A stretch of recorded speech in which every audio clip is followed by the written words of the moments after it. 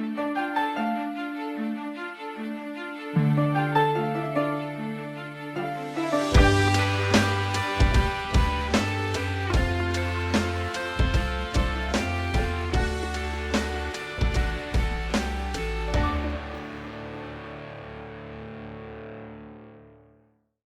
and welcome to the Reetin Entertainment Podcast, episode 432 for what's the date today? Right, the last day of the year, December 31st, 2023. Ring in a new year with more depression. Joining me this week, we have Connor the Cyberpunk Monk Besh. More depression, you say? I imagine that's why I was invited. That's exactly why you were invited. Of course, I'm your host, Nathan Reetin Spruth, and we do have a show for you. But first, let me ask Connor, where can we find you?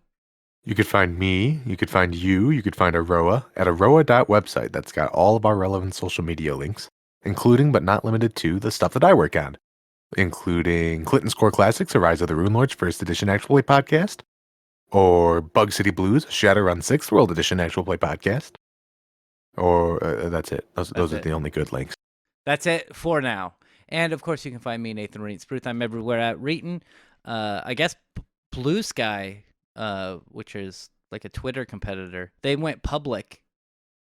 So like you can actually view tweets without having an account now. And so you can find me on Blue Sky, and I don't really post on there. And but mainly you can find me on Twitch, twitch.tv/Reetin. I'm there Monday through Friday, 6 p.m. Pacific time to 9 p.m. Pacific time. Speaking of games, you play any games this week? I got a couple of games worth mentioning. The first one that I want to get out of here is Space Station 13, of course. Been dabbling in a little bit that. I did a bad. You blew up a ship. Yes, I blew up a ship. No, I reinstalled World of Warcraft. I haven't made an account. I haven't paid for it yet, but it's there. I feel like when you go to a doctor and like, oh, we found something, we should get it tested. That's what it feels like when I see it on my desktop. Have you ever played? Do you like Star Wars? Is where I'm getting. Not really. Oh, okay. I was gonna say, like, if you want that World of Warcraft vibe, but you like Star Wars, the old Republic's free to play. And I don't like Star Wars. Oh, okay. Certainly not enough to play an MMO about it. Like it, and I think that Star Wars: The Old Republic, it's very WoW-ish, but it has a better storyline, or at least a more like single player storyline type thing, which I don't know really vibes with the MMO part of it as much, but it's pretty okay. But if you really want to play just WoW, I guess you can do that. I'll probably pick it up for like a month or something like that, just to do it again. I'll probably wait until tomorrow to start that. Yeah, I mean, I can't really say anything because of how many times I picked up Final Fantasy XI and started replaying it, and I'm like, man, this is great. Man, I remember why I stopped playing. Yeah, and I'm sure the same will happen, but I digress. I haven't really been playing too much. I finished Yakuza 0. Not finished. I tried Yakuza 0 and quickly came to the conclusion that, it's a fighting game. Yeah. Well, so the Infinite Wealth is supposed to come out on the 25th of January. That's the next Dragon Quest-like one, right? Yeah, that's the sequel to Yakuza Like a Dragon. That one I will probably end up picking up. Maybe not immediately, but eventually. Because boy, am I smitten by this series, and I wish I could tolerate a fighting game more to get more of it. I wish, or I hope that it's coming out for the Game Pass. I haven't checked yet. I have no idea. But all the other mainline games are on Game Pass, even the new ones. So it's very possible that Infinite Wealth is going to be included with Game Pass. That'd be cool. Which will be great for me because that's the only way I play games anymore. Then you'll have a new game to play for your stream. Exactly. I'm always so blown away that you play a game for your stream, not because you're like, yes, I want to play this, or yes, it'll be fun. But yes, it'll take me like 11 hours to beat. Well, so do you have any other games that you want to talk about? Yeah, okay. I can quickly bring up. I've been playing Pavlov VR and Payday 2 VR. Mm-hmm. And boy, for Quest 3, they recently made it just a standalone Steam app, which has made it so I could play wirelessly, and it's playable. Mm-hmm. But then it's taken about an hour in each time where something happens and it's just unplayable. It's like a slideshow being presented in front of my face. So I'm probably going to end up spending some time and doing some tinkering because it works fine. And then like, I don't know, somebody upstairs connects their phone to the Wi-Fi or something like that. Steam's just like, nope, can't do it no more. Well, and it depends on how far the Wi-Fi is and like what I'm, type of I'm Wi-Fi close you enough. have. I'm also doing this directly wired in. And at first I was like, oh, well, this is going to be a pain in the butt to wire up. But if that stops the lag, I'll do it. And it seemed like it was going fine. But sure enough, it started lagging out on me again. Interesting. It might just be your computer. It might just be after an hour or two, it just desyncs and you got to restart the Quest or whatever. I haven't really tried that. Every time we stopped, it's because the Quest is just like totally drained on its battery. And it's Oh, not the right. battery either because it'll be at like 60% and it's just like, all right, I'm going to shit now. Interesting. I did have the thought maybe it's overheating. Like it doesn't feel hot, but you know, internals could be totally different. You're like, no, my skin's on fire. That's how the Quest is. You just put That's it on. normal. Yeah. Well, hopefully you get that fixed. It is nice that you are enjoying the Quest 3. Again, I just don't have enough room for it yet, or anything like that. I know the Vive has like an adapter for it that you can get wireless with the Vive as well, but I haven't looked into that in years now because I haven't had the chance to in years Just now. just kick your girlfriend out so you could have your VR setup back. Dreams. It's a good trade. She gets to go sleep in the shed. You know, I actually have a pretty big shed too. Like I know. I've threatened to live in it before. it wouldn't take that much to convert it into just like a livable space. But that it's all full of stuff right now. You'd have to take the washer and dryer to the dump if you wanted to move in there. But you're happy, or I'm glad to have you live there. You just have to take the washer and dryer to the dump, which should be okay. Anyway, Well, that's it for games worth mentioning. I'm sort of in between games right now. I'm sort of thinking maybe Skyrim would be fun again. I'm sort of thinking maybe Cyberpunk would be fun again, but like not the DLC stuff, just like doing the actual game. Yeah. I played a little bit of Starfield. Speaking of Skyrim, apparently it got review bombed on Steam or something as like mostly negative. Sure. And again, I don't get that. It's fine. Like I don't know what people were expecting from the game, but they must have had way higher hopes than I had for a Bethesda game at this point. And then I decided to start because I was like, oh man, it says I could beat this game in 11 hours. And so I started playing Like a Dragon Gaiden, the man who erased his name, which is a Yakuza game. They just changed the name to Like a Dragon. And I thought it wouldn't have, because it said it was only like 11 hours for the main story, I thought it wouldn't have that many shenanigans like for doing side stuff like they have in Like a Dragon, but Yakuza Like a Dragon. But I was wrong. There's lots of side stuff. You were in the stream. There's a pocket racing. Like little stock cars. I thought that was pretty fun. Yeah, you make little stock cars. One thing I do like about at least the Yakuza games I've played, and I've complained about this in games that are open world forever, is I hate when you like go to a bar and there are pool tables, but you can't play pool. Or like there's darts and you can't throw darts. It takes me out of it takes that immersion right out of it for me, because I'm like, at least give me the option to go bowling or something, even if it's a shitty mini game. Right. You took the time to make the asset. You can make the time to, give the intern something to do. Yeah. Program our darts mini game. A little circle's gonna go all over the screen, and you got to press A at the right time. It's not rocket science. And Yakuza does that. They're like, hey, there's a pool table. You want to play pool? Hey, there's pocket racing. You want to play pocket racing? Hey, there's darts. You want to play darts? And yeah, I do. Apparently, as it turns out, that I don't mean to like dox you or nothing. You have ADD, right? Yeah. As a man with ADD, yes, I do. Yeah. It's great, and I love that there's blackjack you can play in the game. There's Japanese mini games that I have no fucking idea what's going on. Is there Uh, lucky hit? I haven't found any lucky hit, but I would not be surprised if it's if a lucky hit like one isn't there a pachinko, something like that. But there's like Koi Koi, which is another card game, and I have no idea what's going on in it. Uh, but it's great.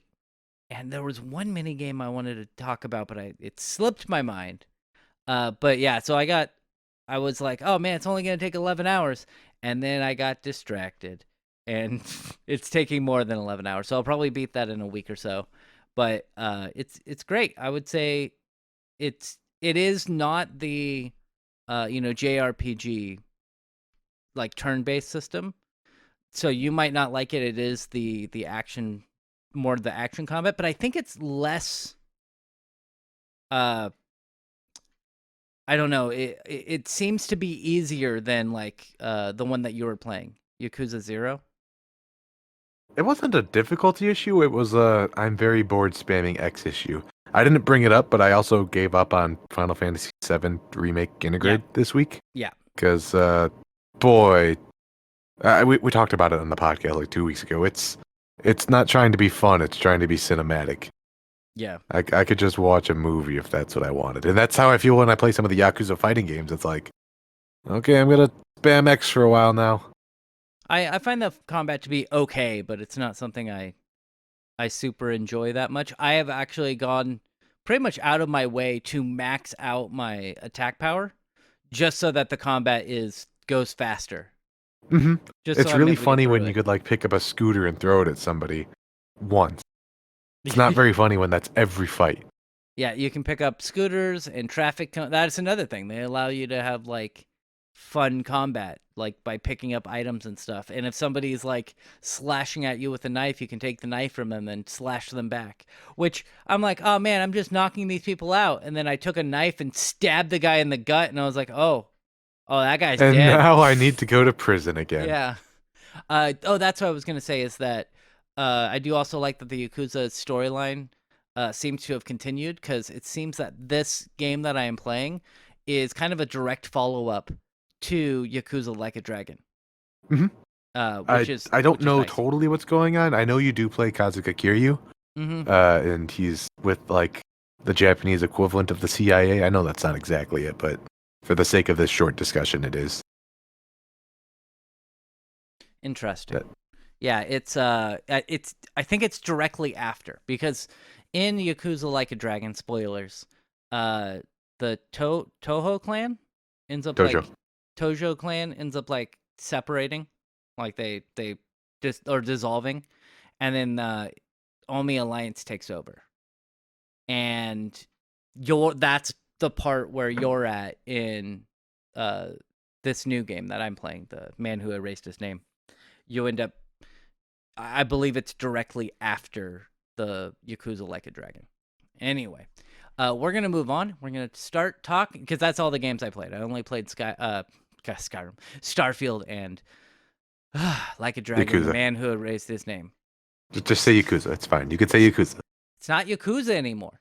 One thing that we should talk about is how streaming services are getting worse and worse. There's a We reason. saw the writing on the wall about this a long time ago, and here it is. I liked, 10 years ago when it was basically only Netflix. I was a huge proponent because it was only like what, $8 back then, and you got a ton of shows and no ads, anything like that. And now they just keep making it worse and worse, and there's like 1,000 different streaming services, and they keep doing things that upset me, like Amazon Prime is starting to charge you $3 a month extra to not have ads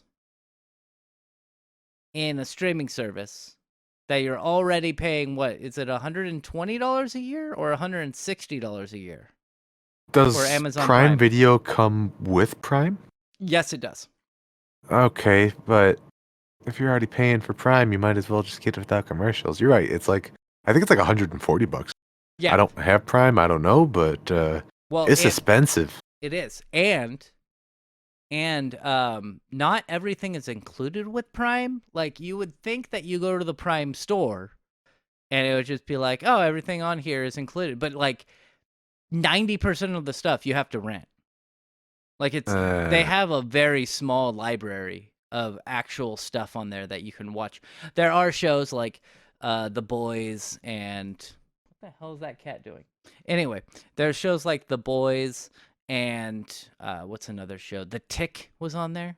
They have a newer live action version of The Tick that was on there. And then Invincible. But then there are just a lot of other things that are on Prime, but you still have to rent them.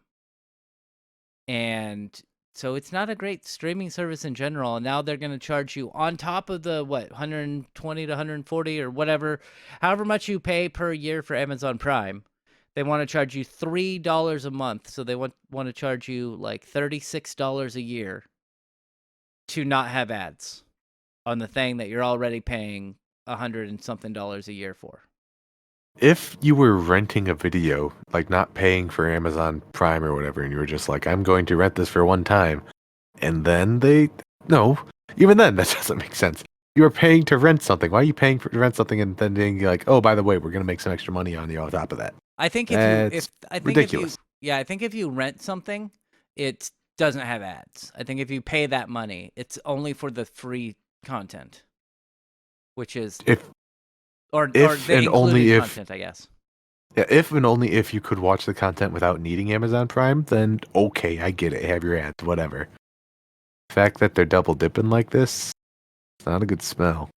It's not like Yeah. Amazon's not making money. I know they're fucking loaded, is what they are, and they keep making more money. But that's a problem with. We've discussed it before. That's a problem with capitalism and our culture. Is you can't just be content if you're a public company. So you can't just say, "Hey, we made a profit of $5 million this year." Because they want your investors next year are like, "Oh, you made $5 million this year. You need to make $6 million next year in profit."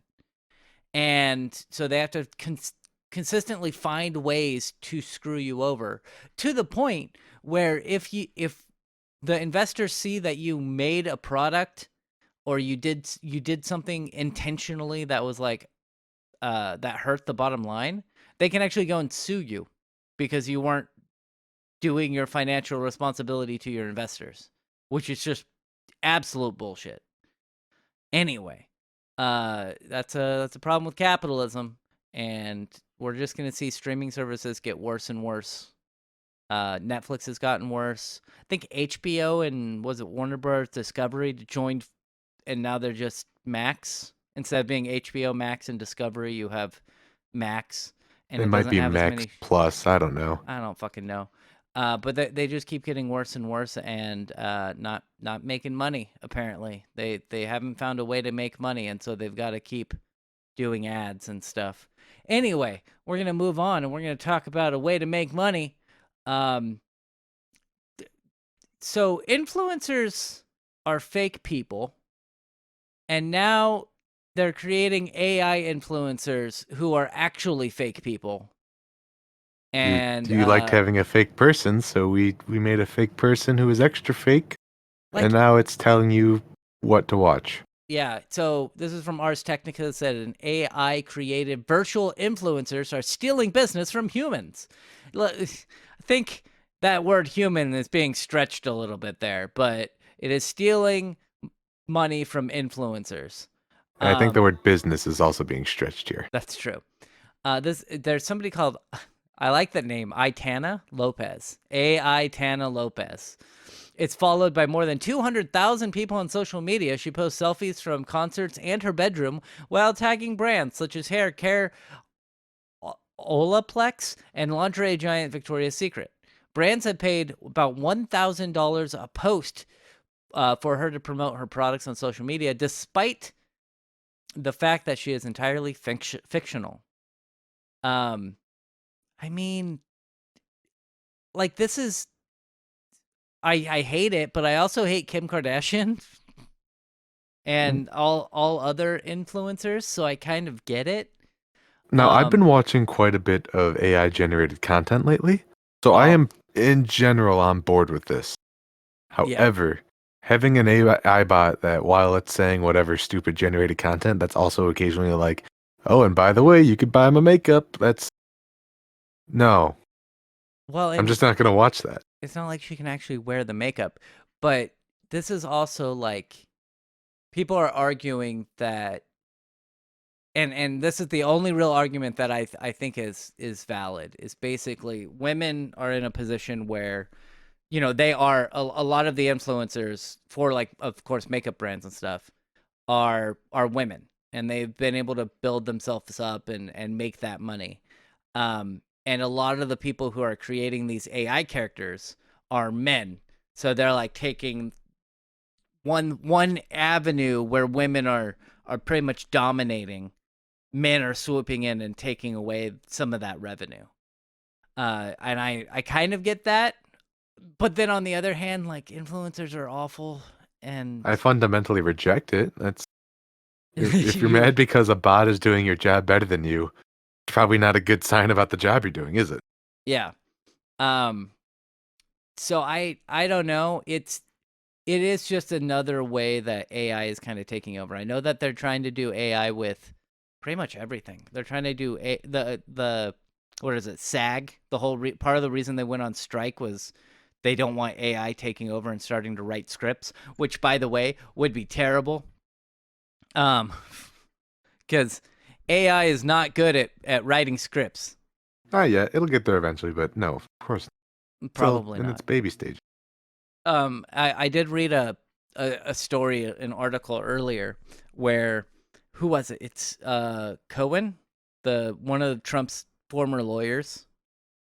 Um, in a legal case for something, he used Bard to look up legal cases, and Bard lied. He just It's made just random made up legal. cases. Oh, it Oh yeah, was that reminds good. me of this time in 1973 where it's weird because it talks just like they do. I have a friend, or used to have a friend in high school, who's a pathological liar.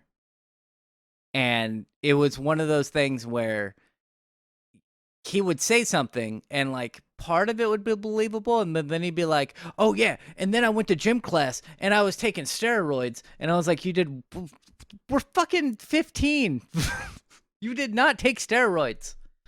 And yeah, it was just random shit. And that just reminds me of Bard, where Bard will just, like, start out okay and then just be like, and then in this case, and it's like, that case doesn't exist. Um but yeah, so AI is sadly taking money away. Also, part of what I'm curious about is, how the fuck do we do this, Connor? What, get an AI to replace us? Get an AI and create a fake, like, Instagram thing so we can get $1,000 a post. I mean, if you really want to follow this, I know how to at least get the AI made. How do you get somebody to pay you to do that? Yeah, You that's gotta the have somebody with problem. better social skills than I do for that one. Yeah, we could probably Brokering a get deal, making.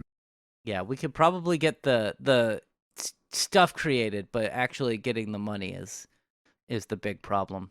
Anyway, we're gonna move on to our last story, which apparently is kind of a big story. I don't know if this happened over a week ago, but we're talking about it now. Insomniac Games had a massive leak. This was 2 weeks ago or so, but yeah, Yeah, it was a big one. it was 1.6 terabytes of data. That's a lot of data there. But and if it were just game files or whatnot, like when Nintendo got hacked, it was all their game files and, like, you know, source code for, like, Super Mario Brothers and stuff. With this, like, they have they ranging from employee passport scans, Slack conversations, and employment records to details of several forthcoming games, totaling about 1.3 million files. The hack includes a fully playable work-in-progress PC version of Insomniac's Wolverine game, which is yet to be formally shown off beyond some initial concept images. It is at this point only confirmed to release on the PS5.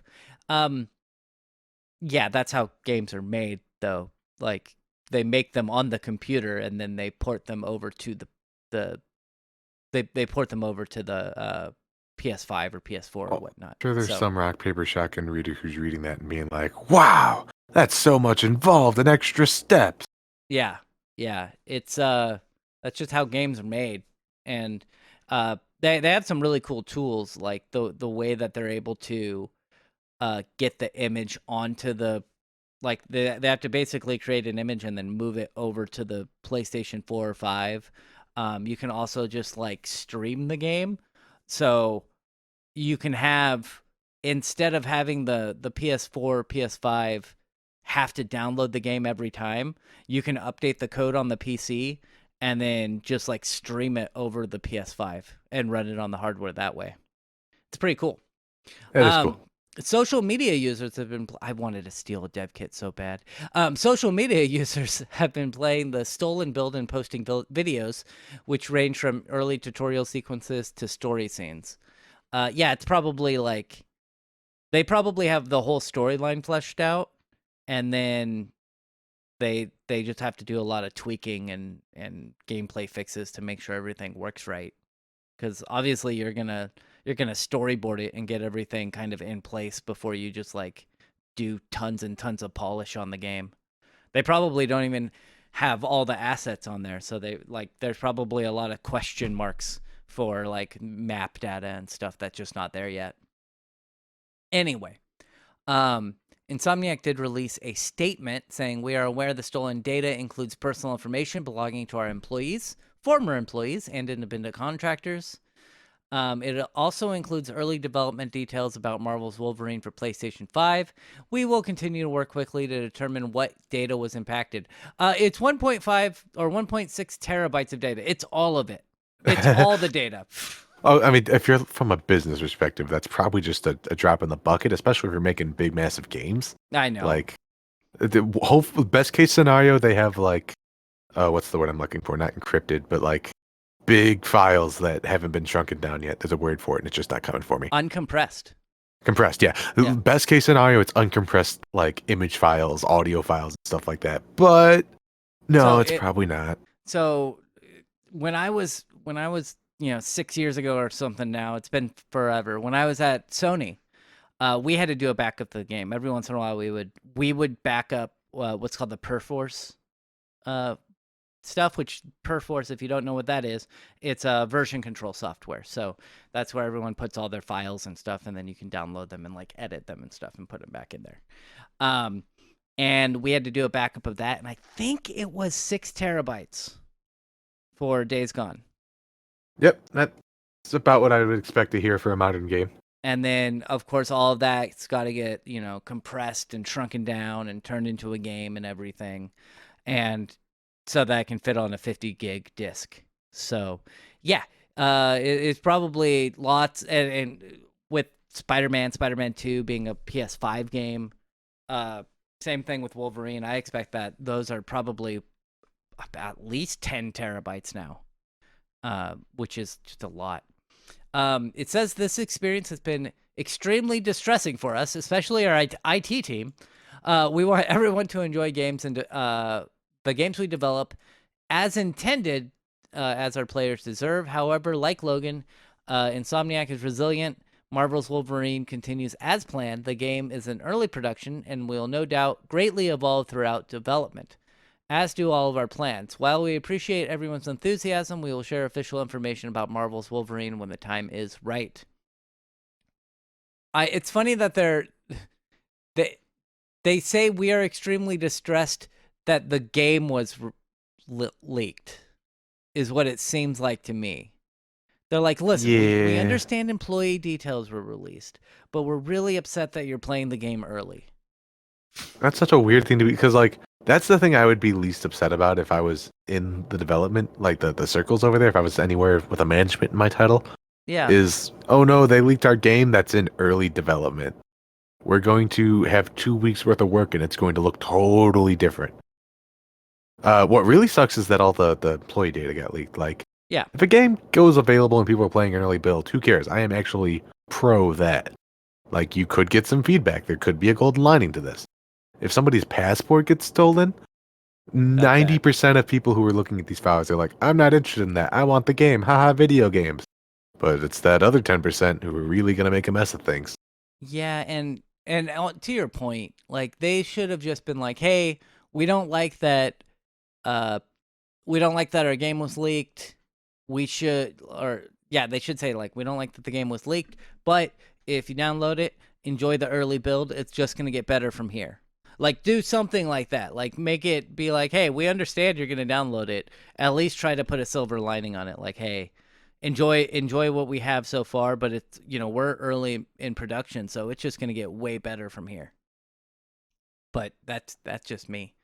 The publisher and parent company Sony have yet to comment on the Insomniac hack beyond their initial statement that they said they were investigating the situation and had no reason to believe that either that any other SIE or Sony divisions have been impacted. The company have, however, reportedly been sending Digital Millennium Copyright Act takedown requests to anybody downloading the stolen Wolverine build.